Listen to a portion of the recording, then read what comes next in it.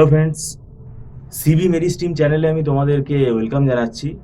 তোমরা যারা MAKAUT university থেকে এমসিএ পড়ছো এবং পার্টিকুলারলি যারা 2026 সালে যারা থার্ড সেমেস্টারে উঠবে, দেখো তোমাদের থার্ড সেমেস্টারে এটা হায়ার সেমেস্টার, এখানে কম্পালসারি 3টে পেপার আছে এবং 3টে পেপারই খুব tough. Design and analysis of algorithm, artificial intelligence আর সফটওয়্যার ইঞ্জিনিয়ারিং।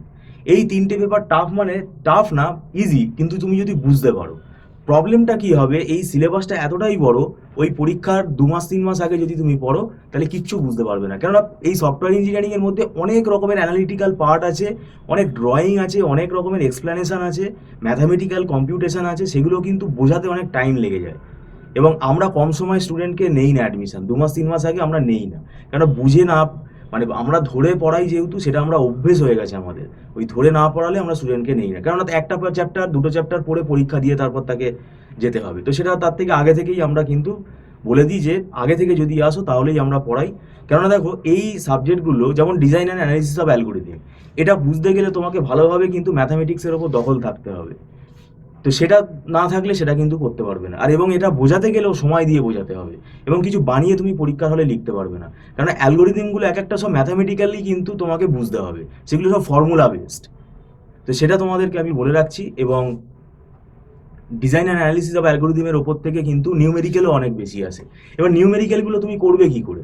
তোমাকে যদি একটা ফ্র্যাকশনাল ন্যাপস্যাক প্রবলেমের মানে নিউমেরিক্যাল দেয়, তুমি যদি সেটা সলভ করতে না পারো, তাহলে সেটা মানে সেই প্রসেসটা যদি না জানো, তাহলে তুমি সেটা কিভাবে করবে?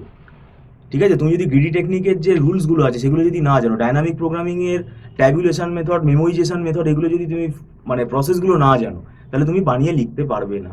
তো এটাই হচ্ছে প্রবলেম। এর পাশাপাশি তোমাদের ইলেকটিভ সাবজেক্ট আছে। ইলেকটিভ সাবজেক্ট 2টো সেট আছে, 2টো সেট থেকে তোমাদের একটা করে সাবজেক্ট নিতে হবে।